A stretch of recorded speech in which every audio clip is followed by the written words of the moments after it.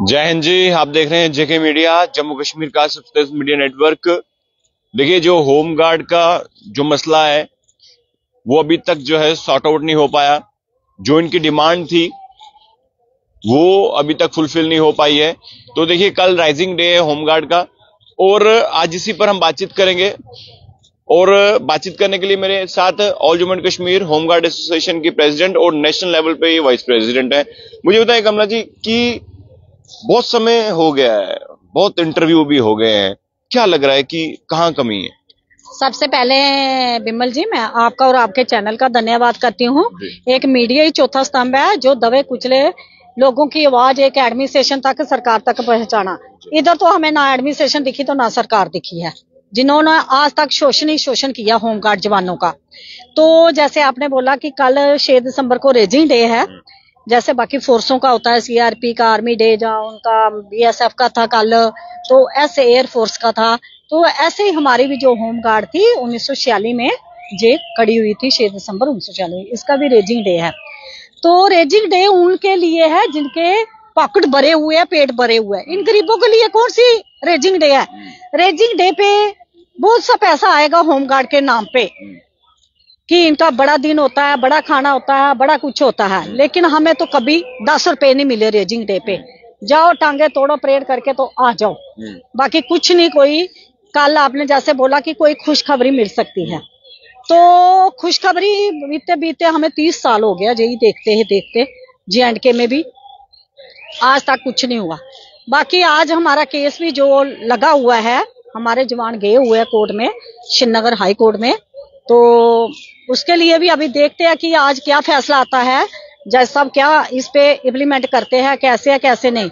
Implement क्या है बिमल जी, 2015 में जो जजमेंट आई थी कि पुलिस कांस्टेबल की जो बेसिक पे, ग्रेड पे, डीए पे है, तो ये होमगार्ड को भी दी जाएगी। क्योंकि हम लोग थाने में ड्यूटियां करते हैं, हम ट्रैफिक में ड्यूटियां करते हैं, हमारे लोग हर जगह पे जो वीआईपी ड्यूटी होती है, जो मंदिरों की ड्यूटी होती है, जो भी रिस्की वहां पे फिक्स होमगार्ड, जहां पे रिस्क वहां पे home guard fix. All over India की जहां पे रिस्क वहां पे होमगार्ड फिक्स। सही बात है। और क्या, स्टेडियम में 96 में, तब तो चलो मैं नहीं थी भर्ती, इधर बम ब्लास्ट हुआ था, आपको पता, स्टेडियम में आप भी छोटे होंगे तब। तो कोई परमानेंट जवान नहीं मरा था, होमगार्ड के जवान मरे थे, हमारे होमगार्ड के जवान मरे थे। बाकी कौन है ना पिछले गिरे थे। हाँ, शहीद ही हुए बेचारे, शहीदों का नाम भी नहीं देते जे लोग। मर जाए तो कफन के पैसे भी नहीं देते। जे एक महकमा है, किसी प्राइवेट कंपनी में भी हो ना, जब बंदा रिटायर होता है, जहाँ कुछ जाता है, उसको भी मान सम्मान दिया जाता है। लेकिन जम्मू कश्मीर में होमगार्ड्स जवानों के साथ इतना शोषण आपने कभी किसी कंट्री में नहीं सुना होगा। तो बिमल जी, जब 5 अगस्त 2019 में ये ड्यूटी बना, तब भी बड़ी उम्मीद थी कि अब ड्यूटी बना, हमारा केंद्र शासित प्रदेश हो गया है, तो जो ड्यूटी को मिलता वो तो इनको मिलना चाहिए। ड्यूटी का रूल तो ड्यूटी का ही होता है ना। तो सीधा जो हमारा डिपार्टमेंट है वो सेंटर के पास है, सेंटर के साथ टचिंग है, सरकार के पास तो है नहीं है, एलजी साहब के पास है, तो सीधा अमित शाह जी के पास है। उसके बाद हमने दिल्ली में भी बहुत धरने दिए हैं, हर जगह पे आपने देखा ही है। जो मैम, जो दर्जा जिस तरह अलग अलग जो देश के यूटी या फिर स्टेट्स में है, क्या वो फैसिलिटीज मिल रही हैं आपको यहाँ पे? इधर आप सुनोगे तो 2700 रुपया, सिर्फ 2700 रुपये। हाँ, 2700 रुपये पे आज किसी का घर चल सकता है। अभी असेंबली लगी थी पिछले दिनों, तो जो हमारे एमएलए थे, मंत्री थे, चाहे वो किसी भी सरकार थे, एक सरकार की बात नहीं करे, सभी आपस में एक हो गए और उन्होंने अपनी सैलरी जो 3 लाख के करीब की ना, और साथ में पेंशन 2 लाख रुपया लग गई। मुलाजिम 60 साल के बाद जाएगा, उसको 10 रुपए नहीं मिलेंगे, कोई पेंशन नहीं। ये 6 महीने के लिए भी आएंगे, इनको पेंशन लग जाएगी। कितने अभी होमगार्ड के एम्प्लॉयज कितने हैं जम्मू कश्मीर में? सर ये थे पहले 4300 लोग J&K में पूरे जी। उसके बाद जब लद्दाख ड्यूटी बना, 300 लोग उधर चले गए, रह गए 4000। 4000 में से अब इस वक्त आप देखोगे तो 2000 के लगभग रहे हैं, बाकी को सभी को इन्होंने बाहर निकाला हुआ है, डिसंगेज किया, डिस्चार्ज किया बेचारों को, विदाउट नोटिस, विदाउट उसके। तो ये बोलते हैं वॉलंटियर। अगर हम वॉलंटियर हो तो फिर रिटायरमेंट एज क्यों है? वॉलंटियर होता अपनी मर्जी से आता, अपनी मर्जी से जाता। जब हमने बेल्ट बांध दी, आपकी ट्रेनिंग कर रहे हैं, वेपन ट्रेनिंग कर रहे हैं, हर ट्रेनिंग कर रहे हैं, तो फिर हम वॉलंटियर किस चीज के हैं? मेरा देश से एक ही सवाल है कि वॉलंटियर जो होता है वो अपनी मर्जी से आता है। जब हम थाने के अंदर जाते हैं ना, अगर हम ड्यूटी करते हैं तो आप हमारी अटेंडेंस लगाते हो, अगर हम एब्सेंट होते तो आप हमारी एब्सेंट लगाते हो, तो हम वॉलंटियर किस चीज के हैं? आप हमें बताइए। दूसरी बात आपने कही ड्यूटी की बड़ी बात है। हमारी नियरेस्ट स्टेट चंडीगढ़ है, जहाँ पे 56,000 रुपया सैलरी है, 56,000 रुपया ड्यूटी होमगार्ड को। दिल्ली के अंदर 30,500। तो आपकी क्यों कम है? वही तो बोल रहे हैं कि ना हमें स्टेट का मिला ना ड्यूटी का। अगर एक विधान, एक निशान, एक संविधान, जब आपने बोला कि हमने अब हिंदुस्तान में इनको पूरे को एक ही कर दिया, तो अभी भी जम्मू कश्मीर में तो भेदभाव ही हो रहा है ना। एक ही आंख में आप सुरमा डाल रहे हो, एक में ऐसे ही रखा आपने, तो किस चीज का एक विधान, एक निशान, एक संविधान? दूसरी बड़ी बात है, हमने पार्लियामेंट मेंबर ऑफ पार्लियामेंटों को भी मिले। पिछले दिनों भी हमने धरना दिया, अभी मई में जब पार्लियामेंट सेक्शन लगा था, हम कुछ एमपीओ को मिले। चलो वो लेट थे, उन्होंने भी बोला था कि ये क्वेश्चन 1 महीना पहले रेज होता। मैं आंध्र के एमपीओ को शुक्र करती हूँ जिन्होंने हमारा क्वेश्चन, मैं अभी मोबाइल से आपको दिखाती हूँ, विद रिटर्न हमें भी भेजा और उधर भी दिया हुआ है। और उन्होंने इसके ऊपर पूरे 25-30 एमपी है जो वो इसके ऊपर बहस करने वाले भी है। तो मैं ये कहना चाहती हूँ कि जो हमारे स्टेट के एमपी है उनसे भी हम अपील करते हैं, सर आप भी बोलिए थोड़ा सा इन लोगों को। इन लोगों ने ही आपको सिंहासन पे बिठाया हुआ है, यही लोग आपको वोट डाल डाल के भेजा था। तो जब आप हमारे नुमाइंदे हो तो आपका फर्ज बनता है इनकी आवाज कहीं तक पहुंचाना।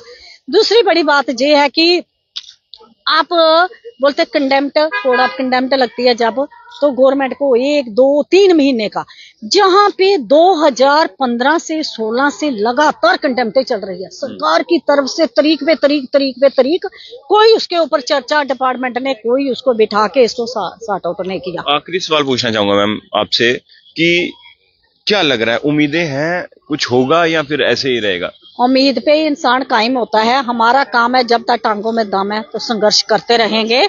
संघर्ष अपने हक के लिए लड़ना, कोई हमारे किसी के घर से नहीं लड़ाई लड़ रहे, जो हमारा फंडामेंटल राइट्स है और हमारे हिंदुस्तान का संविधान भी कहता है जब हक घर बैठे तो कोई देता नहीं है।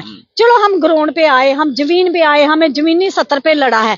तो मेरी एलजी सर से भी यही अपील है, मैंने बहुत मेल भी की है, सर एक बार तो थोड़ा सा टाइम दीजिए। ये देखो हम पीएम मोदी जी को, अमित शाह जी को, इन्होंने अपनी बड़ी बड़ी वो किया कि आपने अपॉइंटमेंट लेनी है इस पे। मैं बिमल जी आपको अभी मोबाइल दिखाता हूँ, मेरी कितनी मेल गई होगी, एलजी सर को भी गई है, पीएम सर को भी, सीएम सर को भी, होम मिनिस्टर को भी, किसी ने। और बड़ी बात है, जो लोग निकाले हुआ उनका कैट से भी ऑर्डर हो गया, हाई कोर्ट से भी हो गया, उनको रिस्टेट अभी तक नहीं किया गया है। और जिन लोगों की कंडेम्ड थी तो उनको भी इन्होंने नहीं किया गया। तो मैं यही सरकार से अपील करती हूँ, जो मेंबर पार्लियामेंट में जिन मेंबरों ने क्वेश्चन लगाया, उन्होंने देखो पार्लियामेंट को इतना अच्छा लिखा कि आप कमेटी बनाइए, हम इसका समर्थन करते हो, आप इस बिल को जो एक्ट संशोधन है इसको पार्लियामेंट के अंदर लाइए, हम लोग आपकी सपोर्ट करते हैं। इनको भी बेचारों को दीजिए, कितनी देर जो देश की सेवा भूखे पेट तो हम तो लोग कर रहे हैं। आप भी एक पब्लिक के नुमाइंदे, आप भी वॉलंटियर होके गए हो, आप करोड़ों के फंड, करोड़ों की सैलरी ले रहे हो, आप भी तो पब्लिक के सर्वेंट हो, आपका भी काम है देश की सेवा करना। आप तनख्वाहियां लेके नहीं देश की सेवा कर रहे हैं, जो लोग गरीब भूखे प्यासे भी देश की सेवा कर रहे हैं। तो मैं माननीय प्रधानमंत्री जी को, गृह मंत्री जी को यही बोलती हूँ कि पूरे हिंदुस्तान की तरफ से as a state president, as a vice president, Jammu Kashmir, Ladakh, Andaman Nicobar, Goa में आपने, जैसे इधर हमारे असम के भाई आपने, अब देखो अमीर जी, बिमल जी, इन्होंने क्या किया, अब भर्ती करने के लिए कि पुराने को निकालो, नए की भर्ती करो।